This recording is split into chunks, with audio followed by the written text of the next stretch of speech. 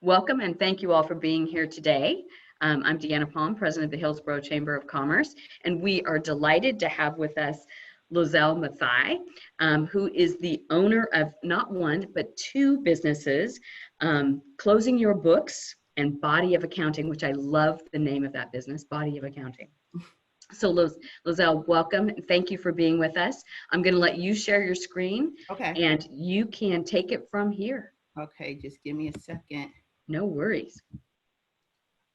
Can everyone see? Why? Okay, there you go. Can everyone see me and hear me? We can see you and hear you, but we can't see your screen yet. No way. Oh, come on now. Oh, okay. Now it's not allowing me to. Let me make you. Okay, wait. No, here it is. Nope. Doggone coffee didn't sit in yet. There you go. Okay. Let's get this rolling. Okay, let me get you guys out the way. Yeah, please get us out of the way. Okay. Okay. Got it. I'm going to go to mute. If you need anything, I'll unmute and help you out. Okay. All right. So good morning. Thank you so much for joining me. So welcome to navigating your business finances through these crazy times.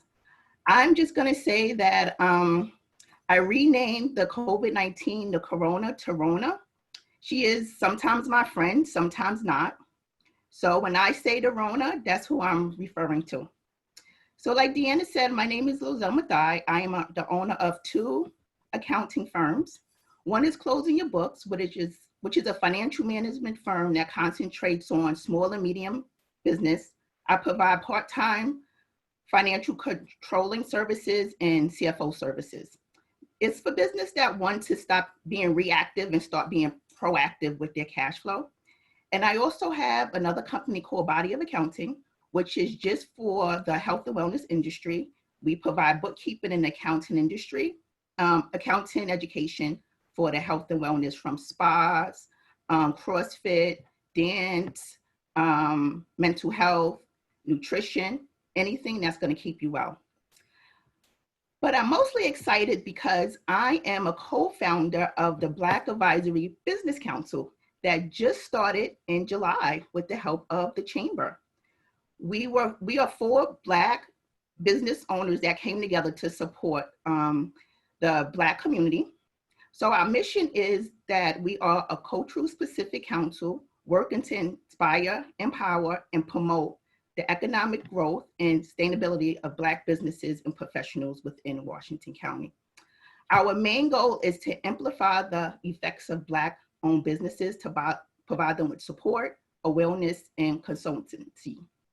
So if you know any Black-owned businesses in Washington County, please reach out to me, reach out to the Chamber, and we're here to help you.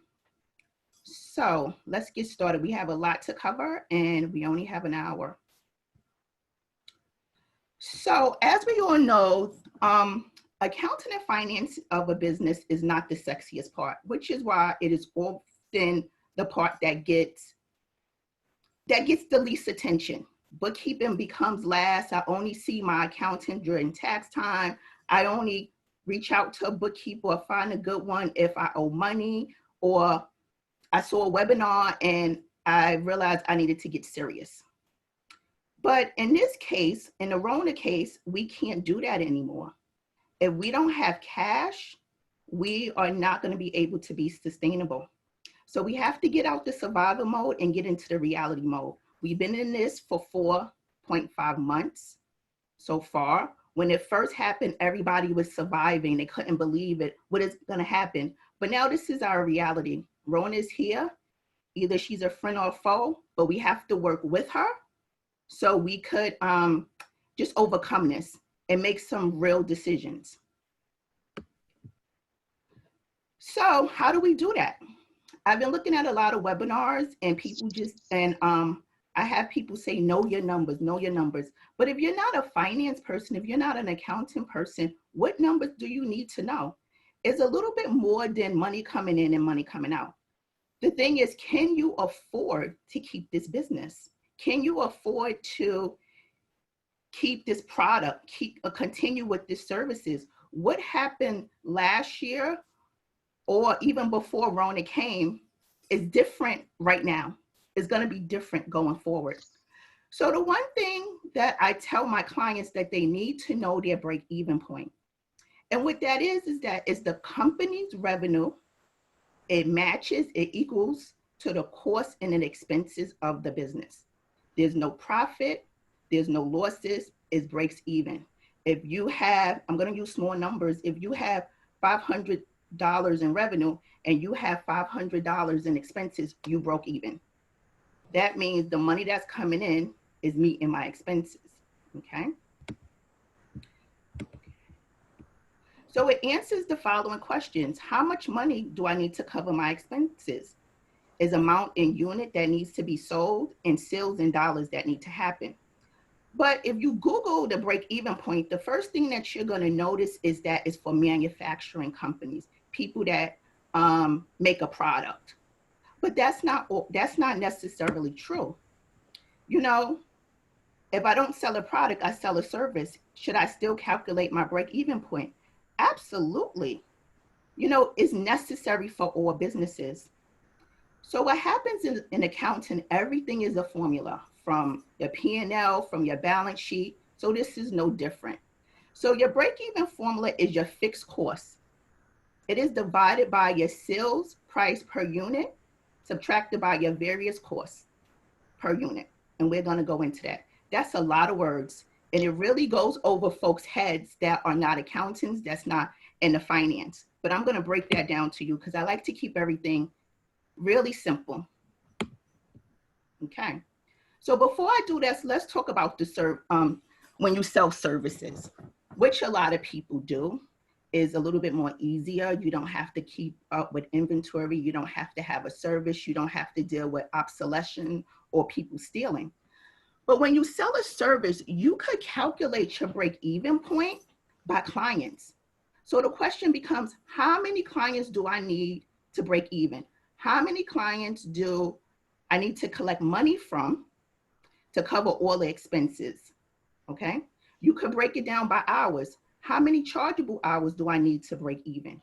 In this day and age, people sell courses. So how many number of courses do I need to break even? The good thing about this is that if you sell courses, if you sell products, all of this stuff could all come together to represent your revenue. Because in this day and age, we want to have so many different sources of revenue. What Rona has taught us is that we just can't have one source of income.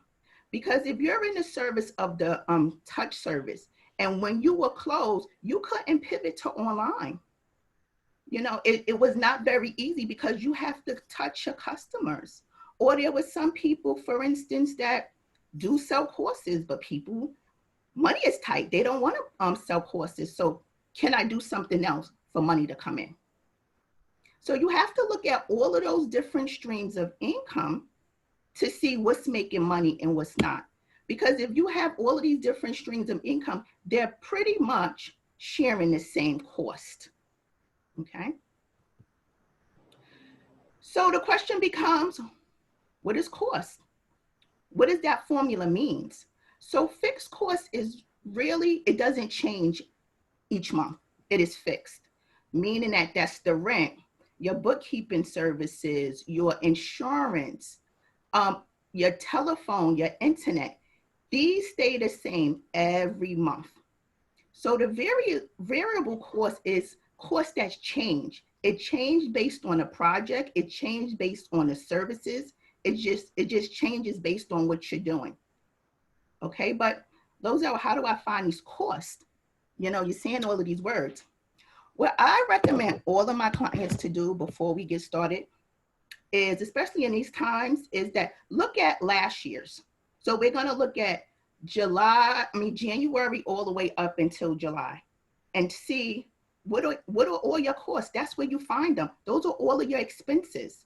And then you get to look at your revenue too. And I'll take it a little bit further. I want you to look at to see what stream of income made the most money and why. Because you're going to take that information and do it now for this year. And then now we're going to do some type of analysis.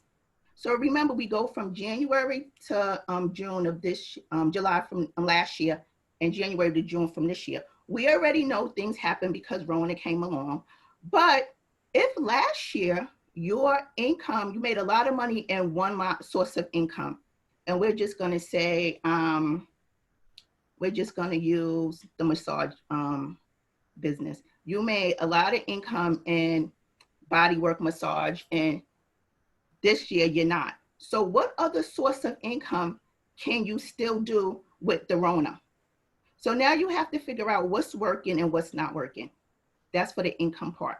Now for the cost part, I tell people to look at your past bank statements, look at your past credit card statements. We live in a time where everything is paid on your credit card automatically.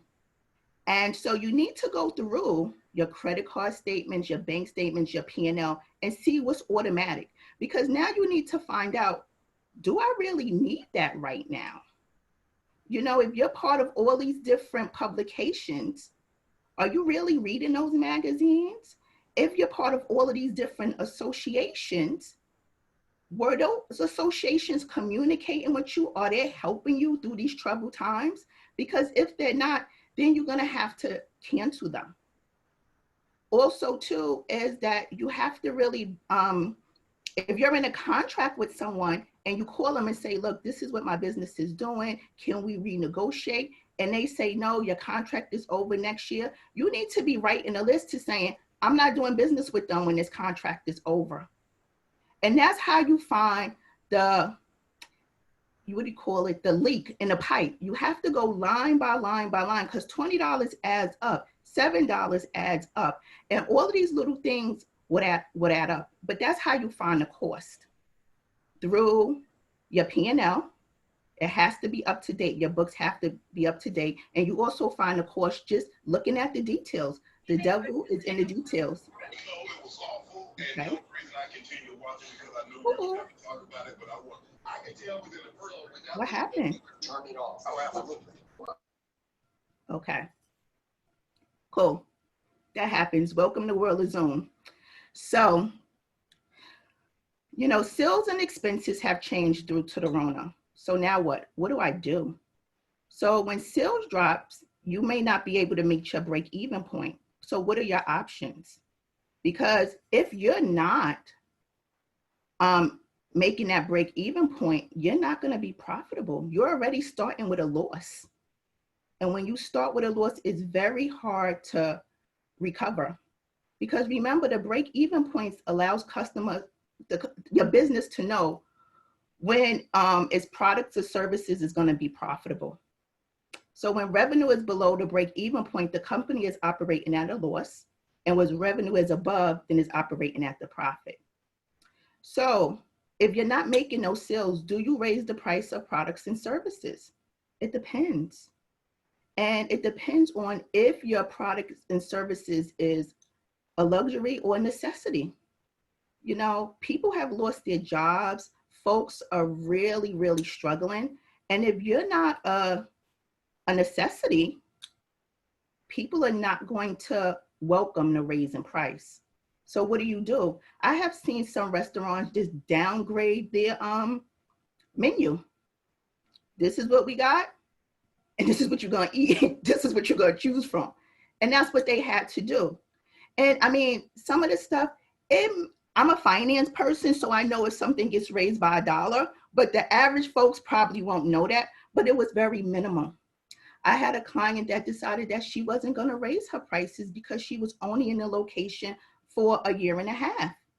And she already had the reputation, so she just couldn't afford to raise her prices. But what she did do was put at the bottom of her receipt a temporary PPE cost, and she did like 10 or 15% of the bill, just so it could help her off with the PPE.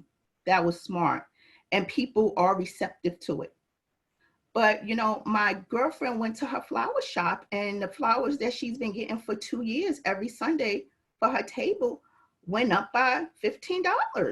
And she's like, I can't pay $50 for flowers. So she got something else. So it really depends. And is more factors that you have to flush out. Do you cut expenses? Absolutely. Like I said, go back to see where your money is leaking from. That's the only way. The devil is in the details. What expenses do you cut? Again, it depends. Where do you see your business going in the next couple of months? What's working, what's not working? Because you don't want to cut the wrong thing. A lot of people, what they did was, the first thing they did was cut headcount, which is understandably so because, you know, payroll taxes comes with a lot of things. But then when it came time to get the PPP loan, they was able to hire them back. But it only lasts for a certain amount of time. So that needs to be a fixed cost when you start doing your analysis and your break-even point. If you need these people, these essential people as part of your staff, we have to plan for it. We have to figure out to keep them is to do business, and how much is that going to cost?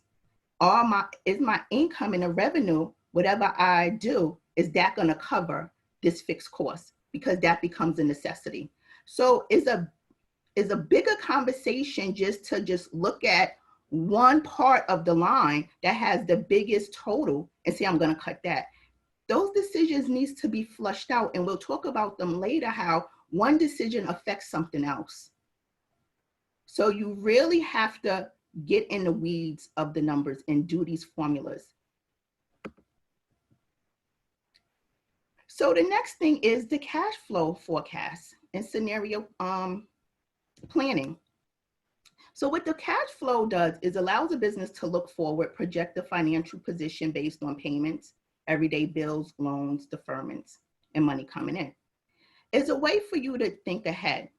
Again, this is another formula. We take the money that's already in your bank and all of these projections that we just did with the break-even point and stuff like that, and start really flushing out to say what's going to happen. And with that cash flow, what it does is, if you are making a profit, if your revenue is above the operating cost, you're making a profit. But then it allowed you to break down, when are you going to make that profit? When are you going to make that profit from? We're going to say August, or because January to July already passed. So we're projecting, when are we going to make that profit from August all the way until December? So you really have to lay it out. And then we start looking at what's the cash in the bank and how much cash is coming in and when it's supposed to come in. And then we take it a little bit further and we do scenario planning based on that. What if? So you always have to plan for the worst, and we have to be really very realistic in the what if scenario. What if our employees, which they don't, have childcare? What does that look like? You know, we want our employees to be comfortable. So do we purchase a chair, a good office chair and a good office table? Because it's not great mental health or health period for your employees to be hunching over their kitchen table because they didn't buy that house knowing that they will be working from home every day. So what does that look like? And we could put that as part of our variance cost. What does that look like if we purchase chairs and tables and all of this other stuff for our employees to be comfortable at home? Okay. Then the next thing you want to think about once you do scenario planning, because they all come together, you start with the break even, then the cash flow, then the scenario planning. The next thing you want to do is, part of our biggest expense may be payroll with the taxes and everything. But what about healthcare? You know, before Rona happened, your business was all about, we take care of our employees, we do this, this, and this, and now it's shift. So maybe you need to be a little bit creative with healthcare and say, are there other options than the traditional healthcare? Can we do profit health sharing? Do we do direct primary care? You know, I had I have a client that has 75 employees, but his healthcare is $500,000. That will shave off a lot of money with your cash flow, because now you're looking for ways to save money without necessarily hurting your employees. So, I recommended direct primary care is another form of healthcare. There's all of these different things that's out there that could help you, but now we have the time to start reaching out and start asking for other options. And because this all relates to, can my business stay in business? And based on a scenario planning, we do average. So that's plan A. Then we do plan B, the next worst scenario. Then we do plan C, the worst scenario. So what happens is that as direction comes from the governor, as Rona makes her mark and stuff like that, what happens is we are able to pivot with it and we're not caught off guard. Why is this important? It's because we need to plan for the worst and hope for the best. We need to be able to manage our cash. It makes no sense for us to actually start taking out these loans and there's no plan to pay it back. One of the things too was that people were calling me landlords and say, can you help me out? Can you defer my rent? Yeah, they could defer it, but you still got to pay it back. So what's the plan on paying it back? You have to keep being proactive, and this allows you to be involved. And like I said, it actually allows you to financially pivot with it, that you're no longer in this survival mode. You're in this planning mode and saying, you know what, come at me because I'm going to be ready. And if it doesn't get that bad, good. If it does get bad, you are able to make good decisions. Because sometimes what happens is, as a business owner, we do have to make the decision to, should I stay in business? And this is harder than letting your staff go. But can I stay in business? And the reality is, once you start doing these benchmarks, you start doing these weekly cash flows, you're making sure that your finances are up to date, you're doing this cash flow analysis, you're even going as far as doing variance analysis. Then you get to say is, you know what, I did my best, I need to walk away. And, closing your business and even like closing your passion is not a failure, you tried. And then you're able to have all of this experience and pivot to something else. One of the anchors that I love in New York, Robin Roberts, she said, let your mess be your message. So now you close your business, you really wasn't taking care of finances, you didn't know your break-even point. Now you have a message to tell the next business owner, or you're able to advise and inspire the next business owner and letting them know that this is what happens when you are not involved in your finances. This is what happens when you're not ready to pivot. There's some businesses that did all of this and they had savings and they had it all and they were they were able to easily pivot. But who knew this was going to last this long? So, money runs out if you're not putting anything in it. So with that, as we start pivoting, financially, we still have to keep our employees involved. And that means that we have to spend money to change the employee handbook. We have to spend money in changing our processes. Why the employee handbook? Again, when you do your employee handbook, that's an example of variable costs, because now you're doing your employee handbook and you're going to put in there stuff relating to being a remote employee. You're going to put in there that if I buy you a chair and a table, you already have our laptop that has to come back in pristine condition. These are your expectations of working from home. Because when you do one thing in your business, it affects other activities. So you don't want to change all of this and then not flush it all the way through. You don't want to buy this expensive chair and table and don't get it back. This is still company property. You have to embrace technology. You know, one of my friends in New York, she was saying that she still had to go into work to cut checks. Who's cutting checks? Like, why didn't your company put up some type of bill.com something to be able to do ACHs? So now you have to put your health on the line to go to work once a week until they shut it down. But still, you have to embrace technology. You know, when we pivot, it's all about change. When we start pivoting, we also have to understand the personnel position, the personal positions of our employees. Some employees don't have childcare. So what does that look like? This all affects your business. It all affects how you communicate with your clients. You know, when people work from home, people know that, everybody know that they're working from home, but are we giving them the space? And what is that going to cost to work from home? That's still a financial cost to it. You know, do I pay for their internet? Not just the chair and the table. Now they need business internet. Who pays for that? Is it a 50-50 deal? Because you don't want an employee, you want them to be productive, but then their internet keeps going down because they wasn't paying for business internet because they had no business. They work for you. So what does that look like? And how much is that going to cost? I'm giving you all of these examples because everything comes with a financial cost. Because now when we offer the internet, that's a fixed cost now. Whether we split the bill or something, now that's a fixed cost. Okay. So you have to continue to connect with your customers and employees. And what does that look like? Are we paying more to do more outreach? Are we paying more to our social media company to start doing blasts more?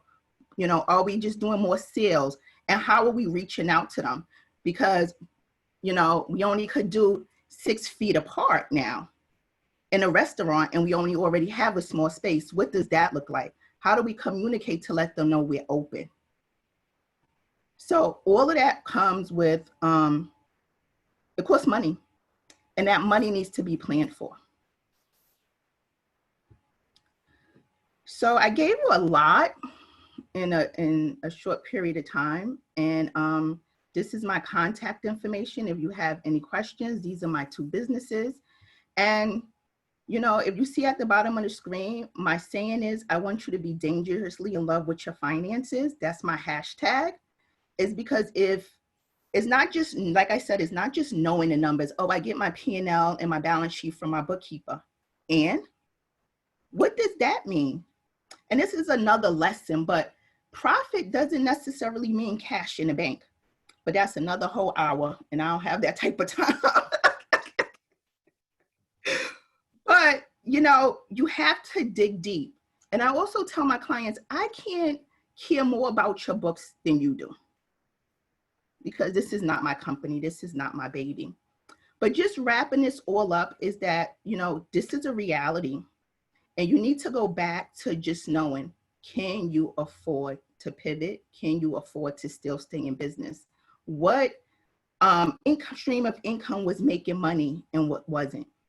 Now your customer base is different, because now customers are not, if you're a luxury business, customers are thinking twice about spending money on luxury if they have to spend money on food because food is going up. They have to think twice about spending money on luxury because now if their daycare opens, now it's going to be more expensive because they only could house a certain amount of kids and that daycare still has to be open. So your customer spending, their dollars are really being stretched.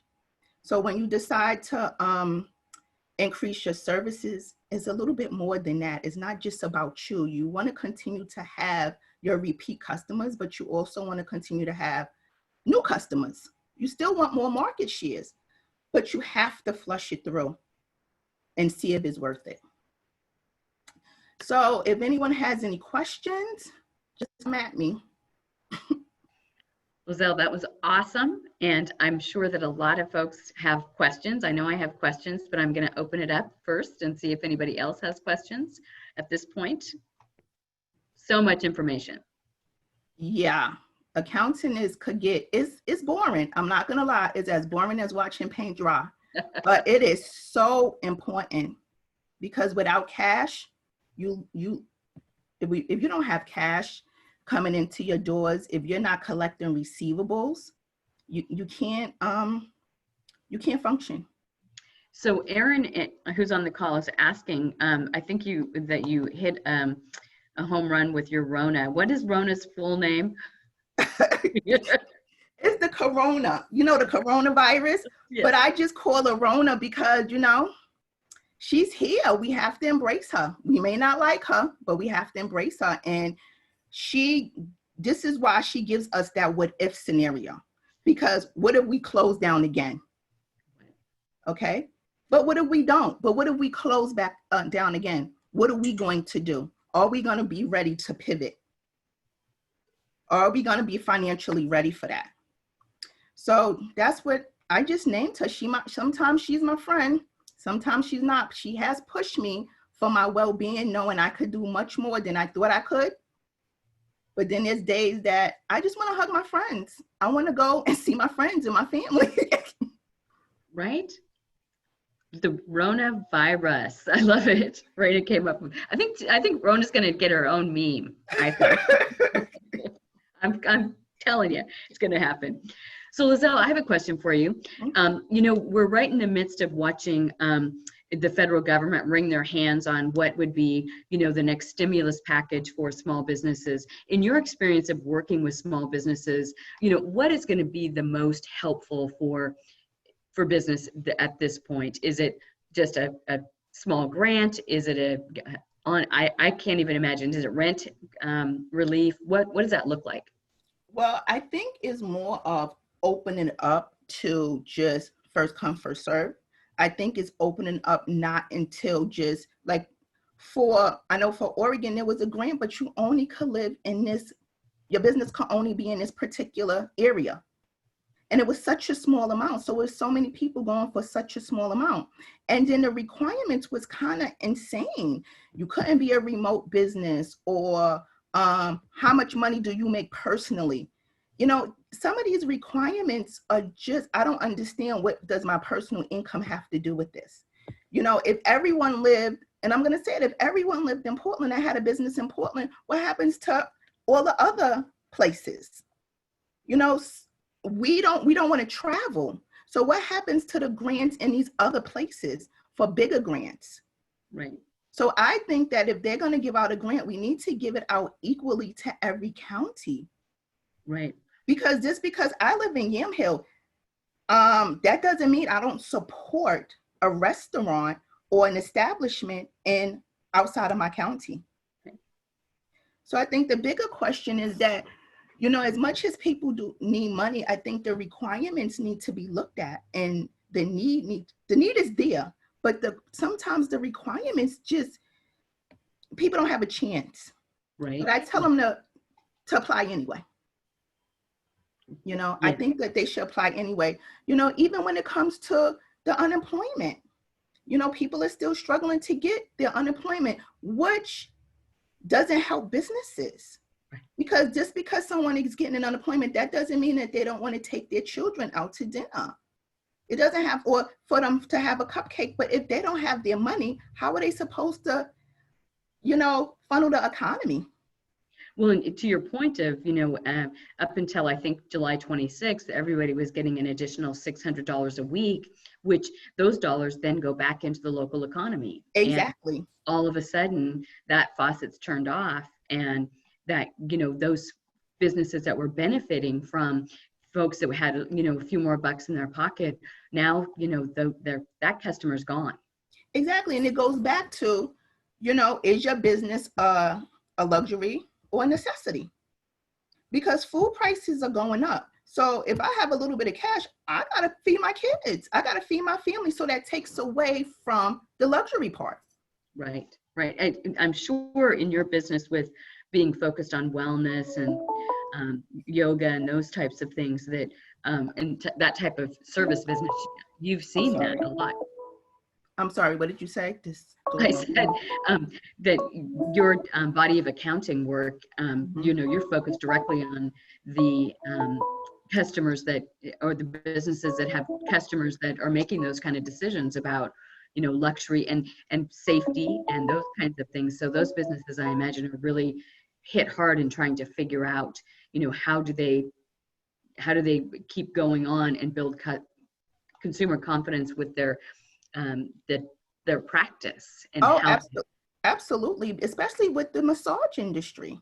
right? How do you, we're in a, that's a touch, the massage, the acupuncture, that is a touch service. So now they have to put all of this, they have to put the PPE on. Then they also have to have all of these additional cleaning supplies. And then they have only they have to wait 30 minutes because these cleaning supplies have to air dry. Right. So now that's more money, because they're losing money because that half an hour is not being taken and producing a profit. I think, Erin, you want to go ahead and ask your question, Erin? Where'd she go? I have to unmute. I have to unmute to make that happen. There you go. Okay. I want to thank you very much for this time today. I wondered when I registered, since I run a nonprofit, how relatable this would be. And it is amazing how it's gotten me to think about what we have to do to move forward. We have been in a crisis of how do we pivot? So I guess my question is about, can you talk more about the employee handbook? How do I help my employees to focus while they're working from home? Are there legal issues that I need to be worried about with that? And I'm trusting that that we do online payroll, we do those types of things, but just how do I keep those employees motivated? I'd also ask the question of how do I make payroll, but I got to work on that. So I can't do that without seeing your numbers. Yeah. You know, you may need to talk to an attorney. I am not an attorney, but you know, these things need to be touched in your employee handbook because you're changing it. So I would talk to an employee, they have employee attorney, appointment attorneys, and talk to them. But I do know that it does need to be said. I don't know what verbiage, because you are changing and your expectations may be different. Because just like if someone was coming in from 9 to 5, you know, maybe their hours might change because they having issues with childcare. Mm-hmm. Okay. And what was your other question? Just, I think more about keeping them focused when they are working from home. So how would that relate to the accounting issues? We still need to raise money to provide money, but also to do payroll. So how do I help them to understand where we're at financially? Well, I would be very transparent. This is a non-for-profit. You know, people work for non-for-profits for different reasons. So I'm pretty sure they knew that there wasn't going to be no big money in it. So, but I would be very, very transparent with them. And I would show them some of the numbers. You don't have to, you know, write it out how much you make and everything like that. But this is the money that's coming in. Our fundraising went down, and why? Instead of you just saying it when you do get your monthly report, your monthly reports, I would start sharing that with them. This is how much we had budgeted before Rona came. This is how much we get now. And because people are holding on to their cash a little bit more, this is what we need to do. And I welcome some ideas to how do we get folks to give us some money, because, you know people that know people, and they read different things and stuff like that. So you know, they have knowledge. You just have to ask, can I get a piece of it? Yeah, exactly. You know, but keep them involved. You know, we all in this, the saying is we're all in this together. And we are, because if one of the links break, everyone is going down. And we just see how much the economy, school care is based on people working, is based on them being productive. It's based on them having a job to buy things that they need or necessarily don't need. So it's all a circle. And they may know different ways to raise money. That's just And sitting out the box. Aaron, for some of the legal stuff, I think I've seen somewhere that the state has some basic information. So you might want to look on the state of Oregon's website. But I think that the information about the employee handbook, that's really so valuable in terms of thinking about, you know, the new policies and procedures, because they were written for everybody sitting at, you know, sitting behind a desk and in the office. And there's so the remote guidelines and expectations. The other thing that we've done is, you know, because folks weren't in the office, but we still had, you know, we're in the people business. And so we were in businesses, obviously we're looking to the chamber for help. So we had their phones been ringing to their cell phones at home. And so we picked up a portion of their cell phone bill. But, you know, I mean, as you can imagine, if somebody happens to call the chamber at Sunday morning at 8 o'clock in the morning and it rings through their home, to their cell phone, not thrilled, but that's an added expense that we had. And Exactly. and, you know, and the other thing we've done recently is, you know, we got our healthcare renewal, and, you know, it was going up, I think, 20%. And we were paying 100% of our employee healthcare. And we had to make the decision that we could do, you know, a sort of a basic plan for free for employees, but then if they wanted to, you know, buy up, they would have to take that share of it. And it's something we've never had to do. But in this case, you know, that we have certain limits on what we can do, but looking at all that. Yeah, and that's part of the scenario planning. Right. Because what if I change the healthcare, but one of my best employees are gonna leave because she's dependent on this healthcare. He or she is dependent. You know, what does that risk look like financially? Right. So now if they decide to leave, now again, how do we train someone remotely? Right. Yep. Right. And you're right. That's cost benefit. Your whole policies and procedure changes, because, you know, I know some businesses that are growing, like billing companies are growing, because so many therapists now are doing stuff from home, and people that didn't think they needed to talk to somebody, they do now. You know what I'm saying? But now a lot of these mental health establishments, they need billers. So now these billing companies, I'm telling you, I see it all. These billing companies, they have people on waiting lists, because how do I get a new employee? And I'm so used to training them in-house, but now we're remote. Yeah. So and it's different. It's different. So do I not welcome that business? You know what I'm saying? Do I not welcome that business, or do I just pivot and start putting some procedures in place to be able to train remotely? Well, and it's also, I think, you know, a lot of retailers that were bricks and mortar traditionally, and, you know, they might have looked at their website, you know, once or twice a month, and, you know, made sure that the dates and if they had any events, but all of a sudden, you know, it became center stage. It was the place, it was their, you know, the face of their business, and trying to figure out, you know, how to manage a shopping cart electronically. And, you know, and many folks didn't have that infrastructure built in, and so it was just rushing to get it. And another point I have is, you know, the holidays are coming up. Just because Rona here, that does not mean that Christmas stops or Kwanzaa stops. So if you are an organization that sells, and this is what you start looking at, past data, because bookkeeping is all about historic data, and you need to start looking at that. So if you depend on sales from a holiday and now it's not there, now what? Right.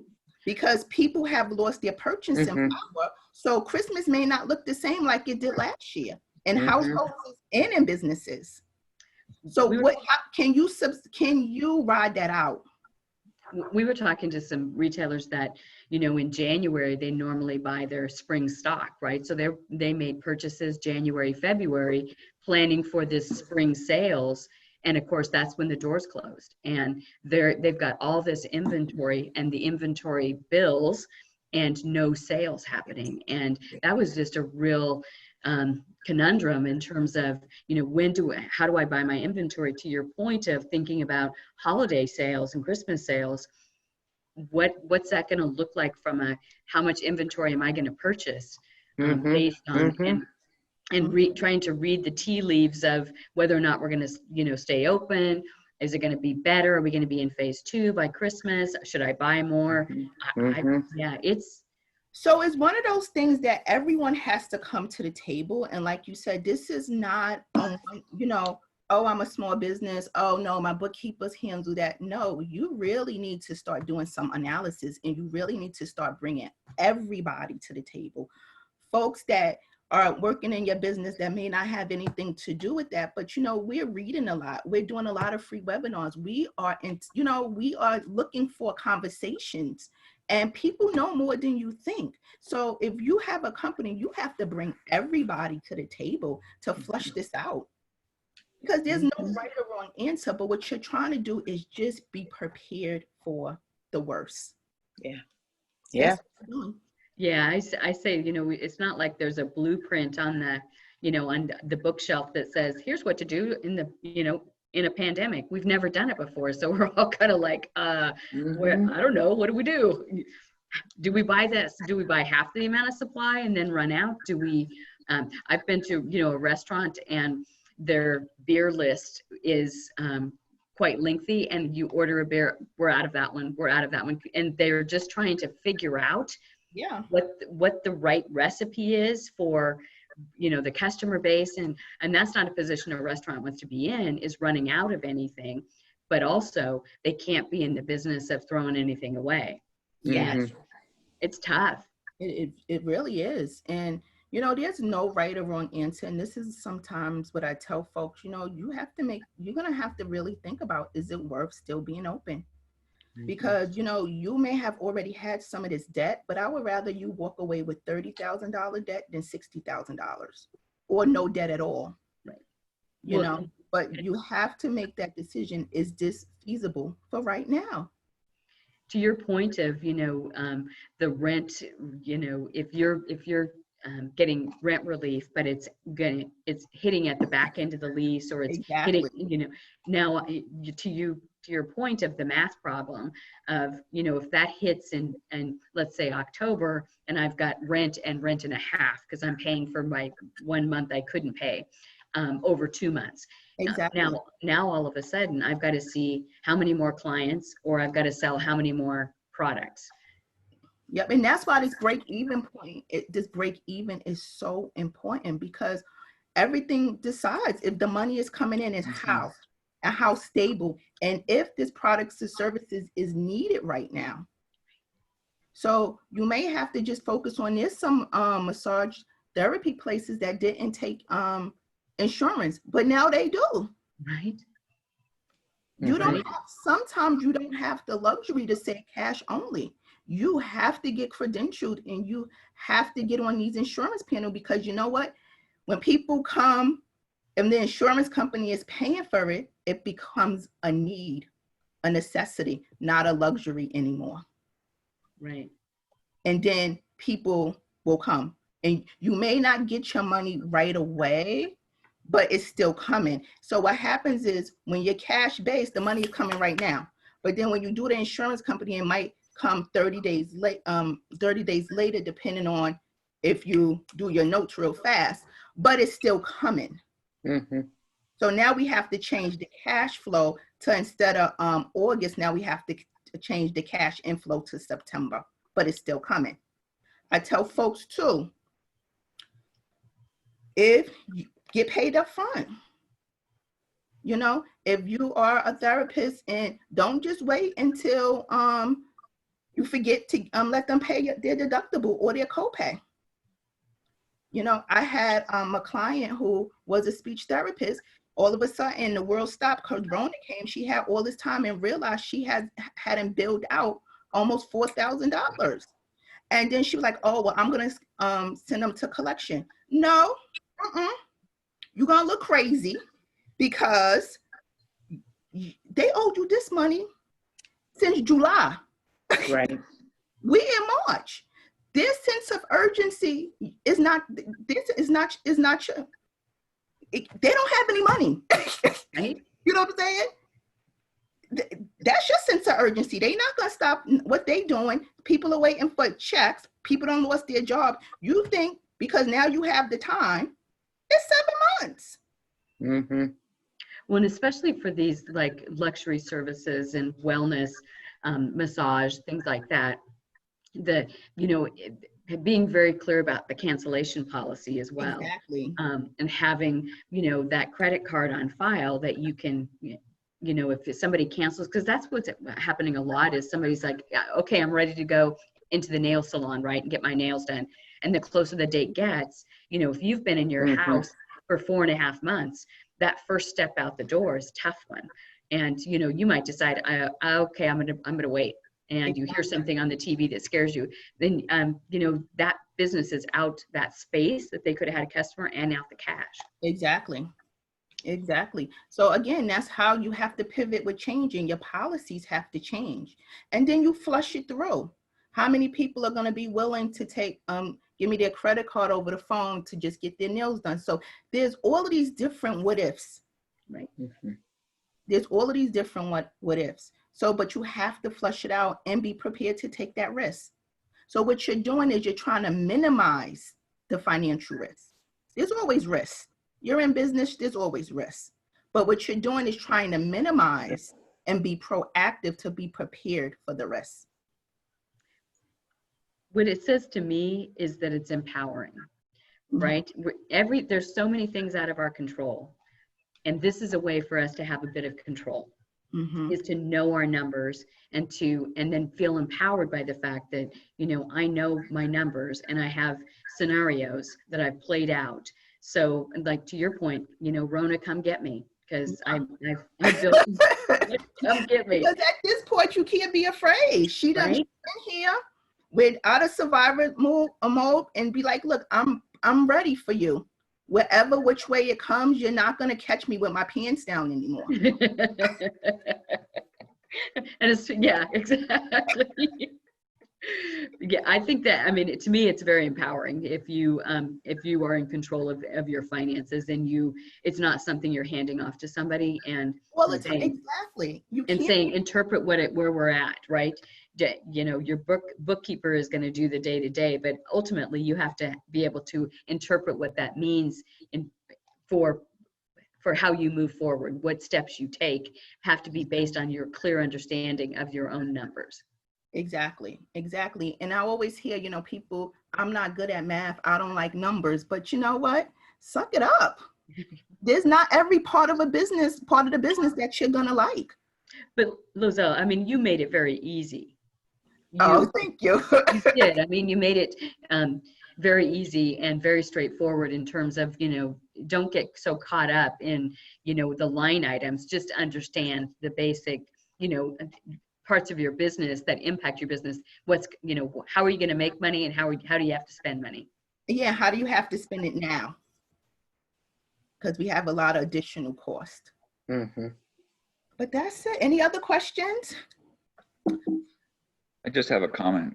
Can you hear me? I got my headphones on. I don't know if they pick up my voice or not. No, I hear you. Okay.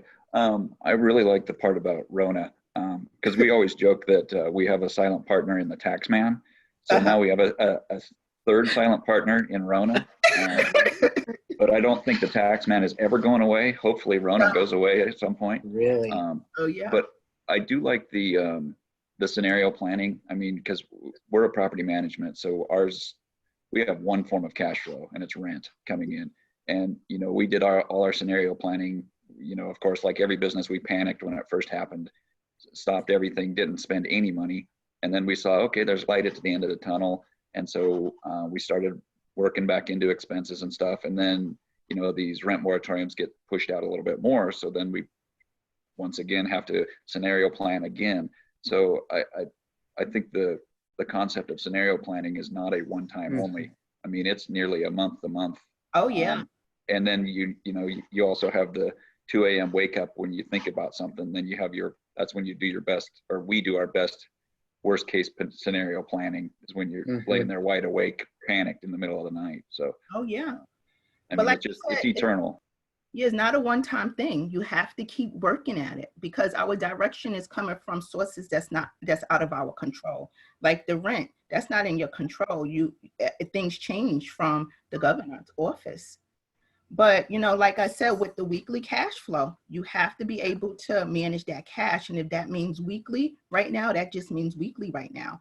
And then as we get more stable and Rona kind of phases away, if she ever does, you're able to move it to monthly, and then you start with your scenario planning. You actually start, and you could do that now, start analyzing your scenario planning with what's actually came in to see how far you are off.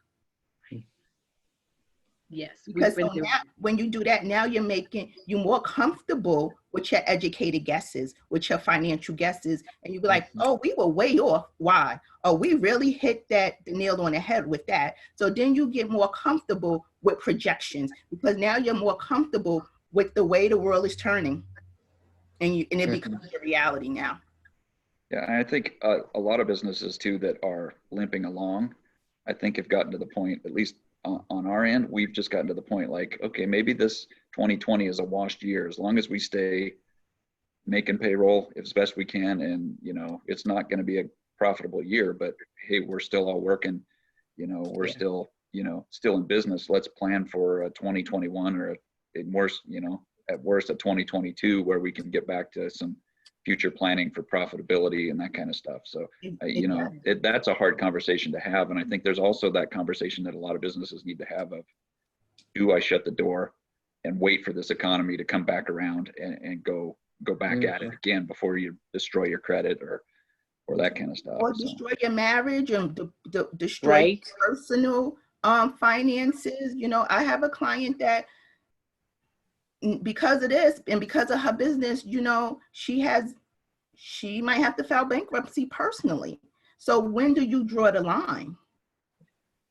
There's some business owners that decided not to take a payroll, but my whole thing, that's not going to be reality if you don't have income that supports that. So now you're about to lose your house for a business that you can close, than to have your family in this financial situation and try to dig themselves out. So you have to create that type of harmony, that if I make this decision as a business owner, how does that affect my family? Because you don't want to close this business and then you're left with all of this debt that you may have already had, but why make it worse? Yeah, I think it's that those being responsible. But we're human beings. We get caught up. This is our, we don't open these business because, we don't have passion for it. I know as an accountant, I didn't go get 3 accounting degrees because I needed something to do. I didn't open both of these businesses and managing, being a mom, being a wife, because I don't have anything to do. But that's our passion, and we have to at one time or another find that harmony. Like, this is my passion, but I'm losing my family here, I'm losing money, I'm losing it financially here, so I might have to cut that off. That's the thing that we've just seen forever in terms of small businesses and their failure rates, is that they're very, very passionate about whatever it is that they're doing, and the financial piece of it is just not where their attention goes. And that's what is always the thing that trips them up, is they didn't realize they were pricing their product too low or pricing it too high. They didn't understand how to manage inventory, or they didn't know how to get clients, and they didn't know how to figure out what their break-even point was until it was so late that they were talking, it's like, your business is losing $5,000 a month, right? And it's like, how long can you go on with that? And they didn't even know it. They didn't even know it. And then now you're angry and bitter. Right. Lozelle, thank you so much. Great program. Lots of fun. Sorry about my phone. I got a new phone and I don't know how to turn it off. Right. Thanks, Lozelle. That was great. Thank you so much. Thank you. You guys have a great weekend. Bye-bye.